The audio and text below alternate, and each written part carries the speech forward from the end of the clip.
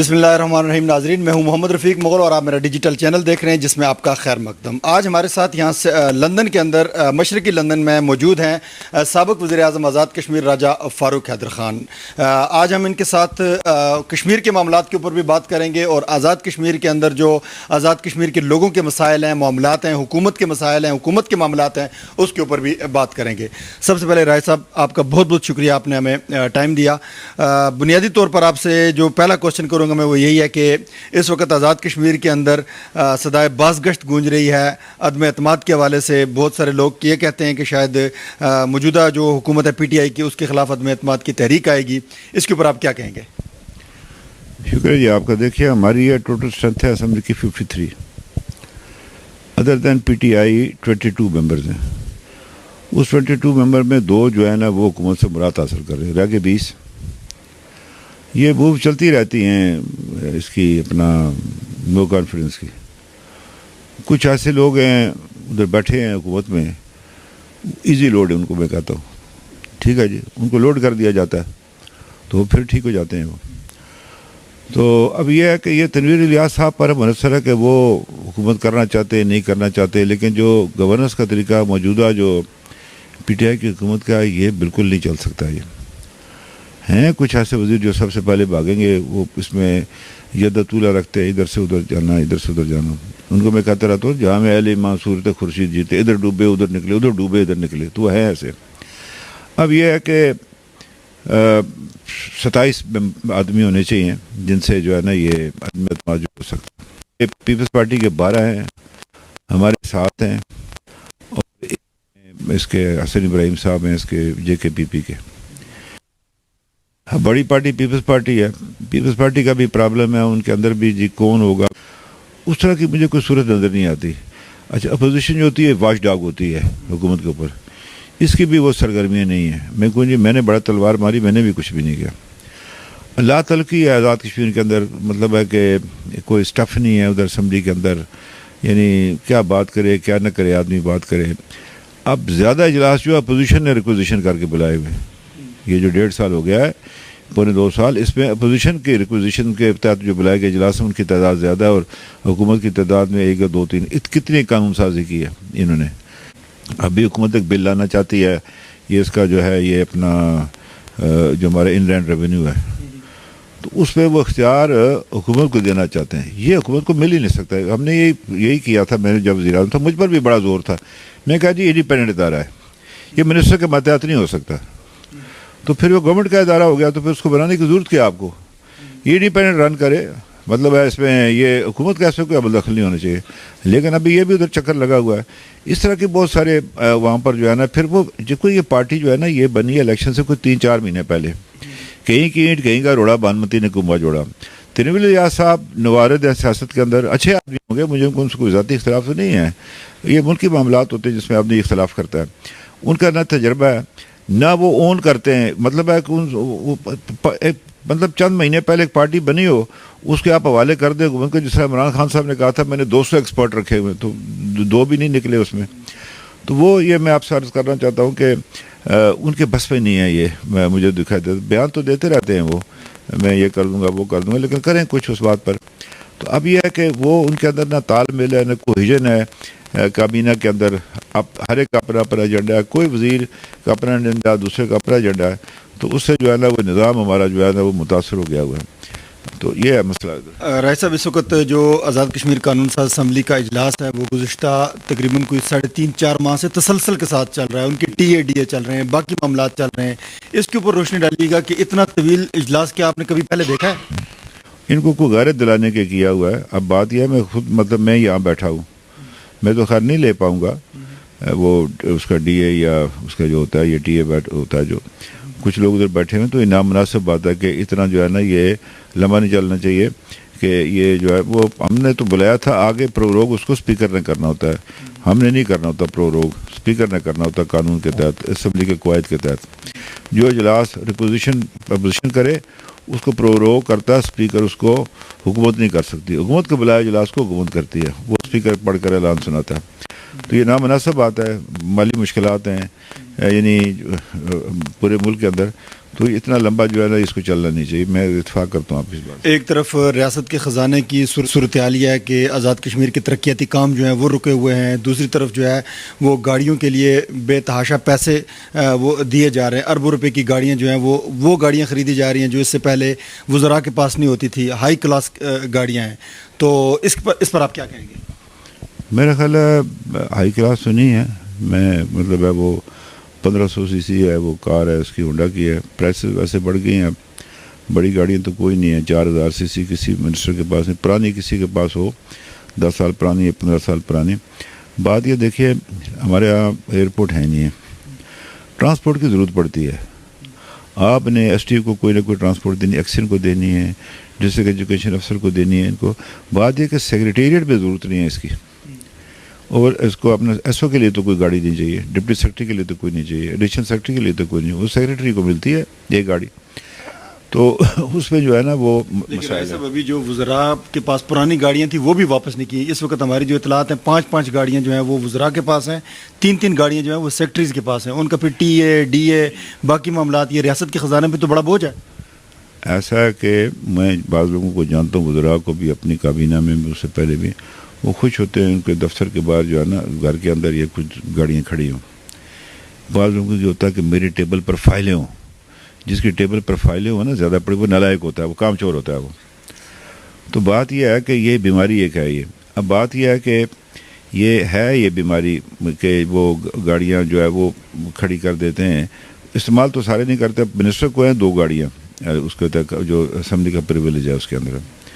Prime minister के पास भी 4-5 होती हैं, मसलन 2 उसको एस्कॉर्ट की चाहिए, 1 आध 2 पुलिस की, एक उसके साथ एम्बुलेंस होती है, इस तरह की गाड़ियाँ। फिर उसका जो स्टाफ होता है, सेक्रेटरी होता है उसके साथ होता है, उसकी और जो बाकी सब मसला हो जाता है।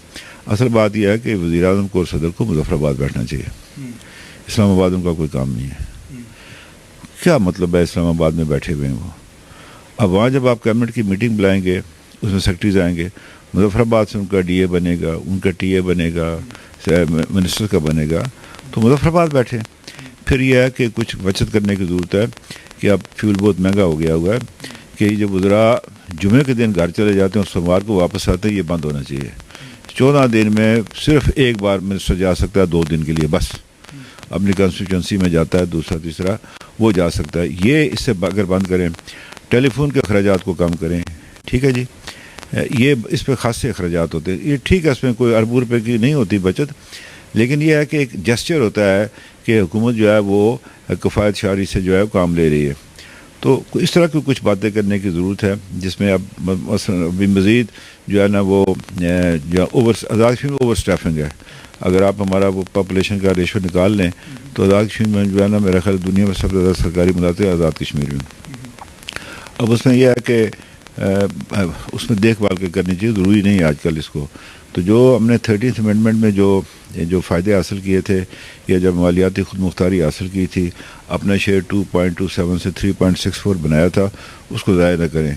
तो मैं आपको बताऊं कि जो आज़ाद कश्मीर बैंक है, ये पाकिस्तान के सारे शेड्यूल बैंकों से ज़्यादा आज़ाद कश्मीर के लोगों की खिदमत कर रहा है कि ये कर्ज़ों की फरहमी में। वो तो मनी कलेक्टिंग बूथ हैं, बड़े बड़े बैंक जो हैं वो तो पैसे बस जमा करते हैं, तो वो तो नहीं उधर खर्च करते आज़ाद कश्मीर के अंदर। तो इस तरह के बहुत सारे टूरिज़म का जो इब्तदाई काम हमने शुरू किया था, टूरिज़म कॉरिडोर है, उसको मुकम्मल करें, उसको चलाएं, उसको करें।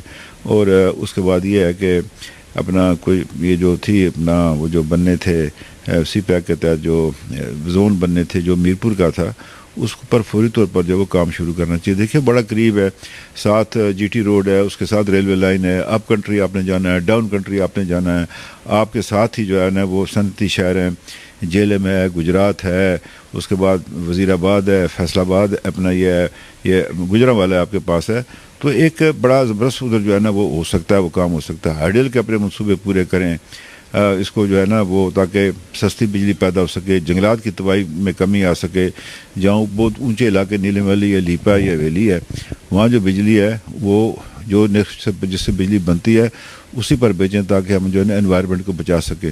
पंजाब की और सिंध की सारी जरखेज़ी आज़ाद कश्मीर की सरजमीन पर है, सारी जरखेज़ी इनकी। ये अगर आज़ाद कश्मीर में जंगल ख़त्म हो गया, ये सिंध और पंजाब बैरन हो जाएगा। ये होगा ही कुछ नहीं। सैलाबों में सैलाब ज़्यादा आएगा और जब बारिशों की ज़रूरत बर्फ़ नहीं पड़ेगी तो फिर कैसे होगी पानी आएगा। तो ये बहुत सारी चीज़ें जो बैठ कर करने की है। बहरहाल इसके लिए यह है कि अच्छे लोगों का इंतखाब करें, अच्छे minister line planning and development में, एग्रीकल्चर पर काम करने की ज़रूरत है। ये बहुत सारी ऐसी बातें हैं जिसको हम आगे कर सकते हैं। अब मैं अगर गिनना शुरू करूँ, मैंने क्या किया, मैंने कहा वो लंबी मतलब है वो फहरिस्त है उसके अंदर, और मैं आज भी आपको मैं भेजूँगा जो UNDP ने, जो मैं वो आपको व्हाट्सअप करूँगा, जो UNDP ने 5 साल में आज़ाद कश्मीर हुकूमत के बारे में जो उन्होंने अपनी रिपोर्ट बनाई है, ये हमारी नहीं है बनी हुई, ये उनकी बनी हुई है। उसने कहा कि जो सबसे बेहतर रीजन है ह्यूमन रिसोर्स डेवलपमेंट में वो आज़ाद कश्मीर है पूरे पाकिस्तान में। तो बात यह है कि हमने काम किया, लेकिन आगे अब इनको उसको आगे चलाना था तो वो चला नहीं पाए।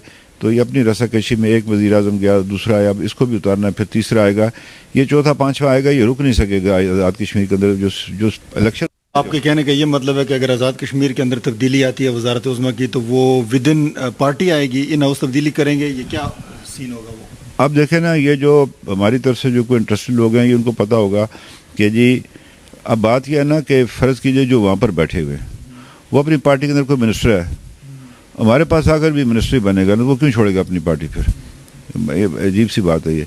तो वो हमारे से तो नहीं मरा। लेकिन आज़ाद कश्मीर के वक्त जो सबसे बड़ी शख्सियत है, जो पूरे आज़ाद कश्मीर के लिए एक अलामत समझी जाती है, उनके बारे में कहा जाता है कि वो कोई कोशिश कर रहे हैं ऐसी कि बाकी मिनिस्टर्स को साथ मिला करके। कौन है आज़ाद कश्मीर की अलामत? कौन है जो सदर आज़ाद कश्मीर है, उनके बारे में बाकायदा तौर पर यह कहा जाता है कि सरकारी ओहदा है, अलामत नहीं है। सरकारी ओहदा है, अलामत तो होती है नेशनल लीडर की। नेशनल लीडर है कोई नहीं। बहरहाल अब सदर साहब वो बात मैं नहीं कह सकता, लेकिन यह है कि उनके पास हैं 5-6 वोट उनके पास हैं, सदर साहब के पास भी हैं। अब मुझे नहीं पता कि वो वाकई इस पर तैयार होंगे नहीं होंगे। सही ये सारी बात है आज़ाद कश्मीर तब्दीली का, ये पाकिस्तान के हालात के साथ है, चूँकि बदकिस्मती से अब वो असर हम पर पड़ना शुरू हो गया है। जो कवाले से उधर होता है वही आज़ाद कश्मीर में भी उसके असरात पड़ने शुरू हो जाते हैं। हम लोग अब आज़ाद तो नहीं ना, गुलामाना ज़हनीत है। कभी मुगलों के मतहत थे, कभी हम पठानों के थे, कभी सिखों के थे, कभी डोगरों के थे। तो अपने तो है नहीं, वो बीमारी हम पर भी आ गई आज़ाद कश्मीर में भी लोगों में। कहते तो हम बढ़िया में मुजाहिद हैं, लेकिन ये मुजाहिद आजकल बिल्कुल ही मिट्टी के मादू हैं जो आजकल रह गए। ख़बरें मैं भी इधर सुनता हूँ, लेकिन इस तरह की पहले भी हुई थी। तो मुझे आपको लग नहीं रहा राय साहब, आपके बारे में रियासत जम्मू कश्मीर के अंदर लोग जो सवाल उठाते हैं वो ये भी उठाते हैं कि जब आपकी हुकूमत थी तो आपने जिन इदारों के अंदर मकबूजा रियासत जम्मू कश्मीर के जो पारली तरफ कश्मीर है वहाँ के लोगों को एडजस्ट किया जाना चाहिए था, जैसे कश्मीर सेल है, बाकी इदारे हैं, वहाँ पर वो लोग नज़र नहीं आए, तो इसकी क्या वजह थी? देखिए जी, बाज़ लोग उनमें से जो परमानेंट हैं उसके, तो बात ये होती है कि उसके अंदर अहलियत और सलाहियत भी होनी चाहिए। कुछ हैं लोग जो मसलन है वो उसके अंदर सेल के अंदर पहले से काम कर रहे हैं। उनके बारे में कहा जाता है टोटल 3 लोग हैं कोई हैं। अब क्या करूं मैं, बात यह है ना कि ये सेल जो जिस काम के लिए बना था वो है नहीं रहा वो, तो ये तो वैसे बन गया ना, ये तो रोज़गार का एक बन गया अपना, ये एक ब्यूरो बन गया ये, तो वो बात रही नहीं है इसकी। तो अब तो उसका नाम भी उन्होंने पिछले ये जो मौजूदा हैं जो हमारे अकाबरीन जो रावलपिंडी में बैठते हैं, उन्होंने इसका नाम भी तब्दील करवाया हुआ है। जो खिलाफ कानून है वो एक्ट तब्दील होगा, उन्होंने इसको बना दिया है जम्मू कश्मीर, इसके लिबरेशन सेल के बजाय कमीशन। वो कमीशन में क्या, कोई पब्लिक सर्विस कमीशन है, भर्ती करना है ये लोग, तो वो बात नहीं है उसके अंदर। तो वो यह है, बात आपकी ठीक है, लेकिन यह है कि बात बातें मैं कहना नहीं चाहता इस बारे में, फिर वो लोगों की जो है ना वो दिल शिकनी होती है, और मैं भी नहीं चाहता कि कोई रंजीदा हो इस बारे में। राय साहब, एक आज़ाद कश्मीर के सेक्रेटरी हैं, जो सेक्रेटरी सर्विसेज हैं, वही सेक्रेटरी सर्विसेज हैं, वही अपना CBR के सेक्रेटरी हैं, वही CBR के चेयरमैन हैं। एक शख्स के पास ये 3 ओहदे, क्या आइन इसकी इजाज़त देता है? आपके दौर में भी वो मंजूर नज़र भी रहे, बल्कि आपने तो कहा था कि मैं उनको उल्टा लटकाऊंगा, वो क्या कहानी थी? मेरा ख्याल है मैंने उसके बारे में नहीं कहा था उल्टा लटकाऊंगा। मैंने वो अपना ये होता रहता है, सियासत में लोग करते रहते हैं, मैंने उसके बारे में नहीं कहा था उल्टा लटकाऊंगा। बाज़ लोग थे 2 डिसमिस किए ना जी, मतलब चीफ ने 2 डिसमिस किए, कोई सेक्रेटरी फारग किए मैंने। अब मैं गोली तो नहीं मार सकता किसी को, है वो कम्पिटेंट है, वो जो उसके ज़िम्मे काम लगाया जाए वो करता है, लेकिन उनका अपना एक तरीक़ाकार है। तो वो अब उसकी अब बाज़ लोगों की उसके साथ बनती नहीं है, तो उसमें उसके बारे में बात करते हैं वो। अब ये प्राइम मिनिस्टर की स्वाबदीद है, वो किसी को कितने जो है ना वो महकमों की उसकी तफवीज़ करता है, उसकी ये जो है ना अपना ये जिम्मेदारी देता है उसको। तो अगर कोई कॉम्पिटेंट है तो रहेगा, कॉम्पिटेंट है तो नहीं रहेगा। अब बात यह है कि हमारे यहाँ काल पड़ने वाला है, इस साल वो भी रिटायर हो जाएंगे, अब्बासी साहब भी रिटायर हो जाएंगे, शाह साहब भी रिटायर हो जाएंगे, कियानी साहब भी रिटायर हो जाएंगे, लियाकत साहब भी रिटायर हो जाएंगे। जो हमारे पास 4 5 6 जो समझदार जो सेक्रेटरीज हैं वो रिटायर हो जाएंगे। मैं जब वज़ीर-ए-आज़म बना तो 10 साल के बाद पब्लिक सर्विस कमीशन बना। अब उसमें फिर एसओ भर्ती हुए लोग और मतलब है या एसी भर्ती हुए या कोई और भर्ती हुए, वो अब उसको आने में टाइम लगेगा कि वो एडिशनल सेक्रेटरी कब बनेंगे। और उसके बाद तो स्टाफ जो है ना वो मुझे कोई कमज़ोर नज़र आ रहा है कि आगे क्या बनेगा आज़ाद कश्मीर का। तो मसला ये है कि अपना अब ये ऐसे ही चलता है। देखें आप बात ये करते हैं आज़ाद कश्मीर, बड़े ये जो आदमी बैठता है ना, किसी को कहना तुम ये कर दो वो कर दो, अब आसान है। ये बड़े पुश एंड पुल हैं, वज़रा आपके पास आ जाएंगे, लोग आ जाएंगे आपके पास, छोटा सा खिता है, आप हर एक के साथ लड़ाई नहीं कर सकते, मुमकिन नहीं है। तो फिर लड़ने में जो आप काम करना चाहते हैं वो रह जाता है। मेरा ये था कि छोड़ो जो कहता है कहने दो, आप अपना काम करें। तो उसमें हमने अचीवमेंट की है ना, मैं अपनी अचीवमेंट करना चाहता हूँ ना। अब एक किसी सरकारी अफसर की वजह से तो ये नहीं हो सकता कि जी हमने कुछ किया ही नहीं है। हमने 13th अमेंडमेंट की है, हमने इसका ख़त्म नूत का कानून पास किया, मालियाती खुद मुख्तारी लिया है, इंडिपेंडेंट प्रोसेस कमीशन बनाया है, NTS का नफाज किया है, कश्मीर बैंक का वो मामला तय किया है मैंने ये अपना फैमिली कोर्ट्स बनाई हैं। हमारी माई बहनें मर्दों की अदालतों में पुकारे होते थे, अब उनका अपना अदालतें, और वो 4 महीने के अंदर उनके केसेस जो आता है उन्हें, और बेशुमार बहुत सारे काम हैं जो हमने किए। तो एक आधा का काम नहीं हुआ तो उसका ये मतलब नहीं कि 5 साल ही बेकार चले गए। जो कश्मीर काउंसिल के अंदर ऐसे लोगों को तनख्वाहें जा रही हैं जिनका ताल्लुक रियासत जम्मू कश्मीर से नहीं है, उसके ऊपर रोशनी डालिएगा, उसके बाद हम अपनी गुफ्तगू ख़त्म करेंगे। ऐसा है कि देखिए ये जो सर्विस ऑफ आज़ाद कश्मीर है ना, इसमें स्टेट सब्जेक्ट बनना लाजमी है। हाँ, अगर आपके पास उस मतलूबा काबिलियत का आदमी नहीं है तो फिर आप पाकिस्तान से किसी आदमी को उस पर वो रख सकते हैं। तो वो जो प्राइम मिनिस्टर साहब ने सर वहाँ पर वो पुलिस वालों को नौकरियाँ ऑफर की हैं, और प्राइम मिनिस्टर साहब बादशाह आदमी है, उसको पता ही नहीं है, स्टेट सब्जेक्ट ही नहीं है कोई आदमी, और आप उसको जो है वो नौकरी ऑफर कर रहे हो कि ये इधर क्या मतलब है, ये कोई इधर ये कोई दुबई है ये, या कोई कुवैत है, ये कतर है, कि कहाँ है पैसे आपके पास लोगों को देने के लिए। इस तरह नहीं बातें करनी चाहिए। वो बगैर सोचे समझे उनको कुछ हो जाता है, वो उसमें अपने उसमें रो में बह जाते। कश्मीर कौंसिल की अब इसकी जो है ना इतने बड़े सेक्रेटेरिएट की ज़रूरत नहीं है।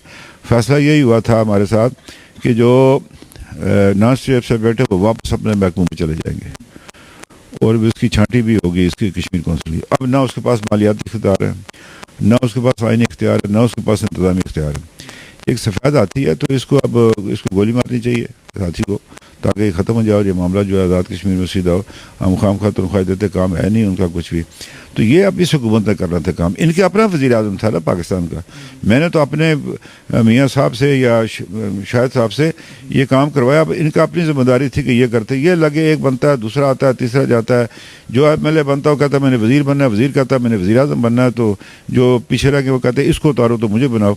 उससे फिर काम ख़राब हो गया। तो वो इस हुकूमत को करना चाहिए था वो काम।